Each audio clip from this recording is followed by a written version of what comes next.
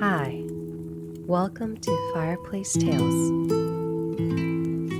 The Aesop for Children. The Goose and the Golden Egg.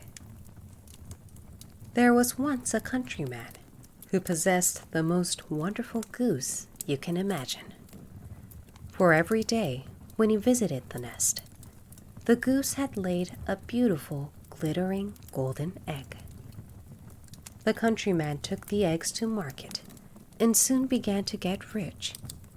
But it was not long before he grew impatient with the goose, because she gave him only a single golden egg a day. He was not getting rich fast enough. Then one day, after he had finished counting his money, the idea came to him that he could get all the golden eggs at once by killing the goose and cutting it open. But when the deed was done, not a single golden egg did he find, and his precious goose was dead. Those who have plenty want more, and so lose all they have. The Lion, the Bear, and the Fox. Just as a great bear rushed to seize a stray kid, a lion leaped from another direction upon the same prey. The two fought furiously for the prize until they had received so many wounds that both sank down, unable to continue the battle.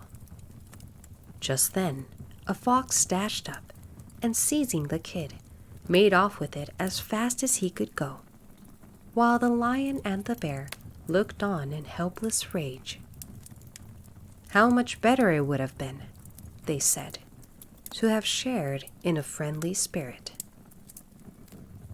Those who have all the toil do not always get the profit. The Cat, the Cock, and the Young Mouse.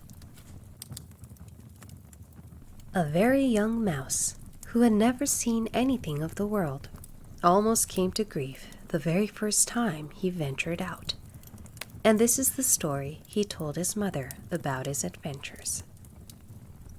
I was strolling along very peaceably when, just as I turned the corner into the next yard, I saw two strange creatures. One of them had a very kind and gracious look, but the other was the most fearful monster you can imagine. You should have seen him.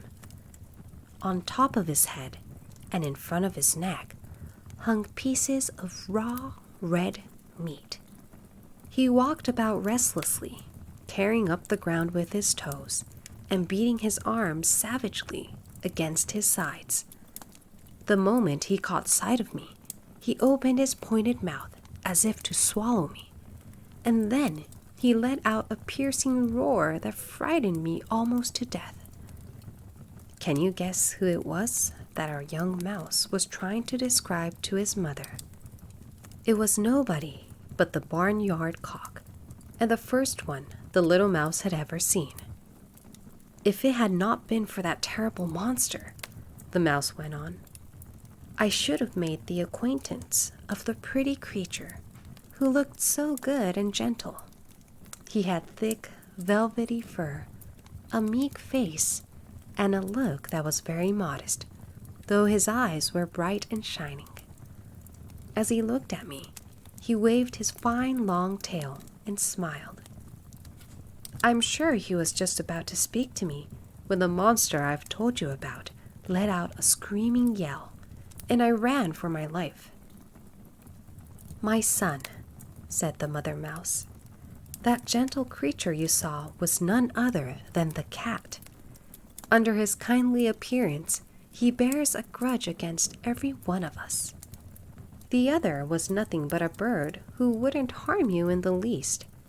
As for the cat, he eats us. So be thankful, my child, that you escaped with your life, and as long as you live, never judge people by their looks. Do not trust alone to outward appearances. The Hares and the Frogs. Hares, as you know, are very timid. The least shadow sends them scurrying in fright to a hiding place. Once they decided to die rather than live in such misery. But while they were debating how best to meet death, they thought they heard a noise, and in a flash were scampering off to the warren. On the way, they passed a pond where a family of frogs was sitting among the reeds on the bank. In an instant, the startled frogs were seeking safety in the mud. "Look," cried a hare, "things are not so bad after all, for here are creatures who are even afraid of us." However unfortunate we may think we are, there is always someone worse off than ourselves. The Stag and His Reflection. A stag, drinking from a crystal spring, saw himself mirrored in the clear water. He greatly admired the graceful arch of his antlers, but he was very much ashamed of his spindling legs. "How can it be," he sighed, "that I should be cursed with such legs when I have so magnificent a crown?" At that moment, he scented a panther, and in an instant was bounding away through the forest.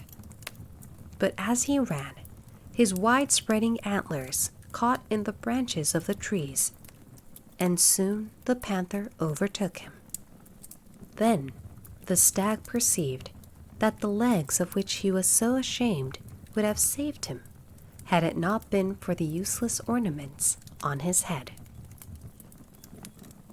We often make much of the ornamental and despise the useful.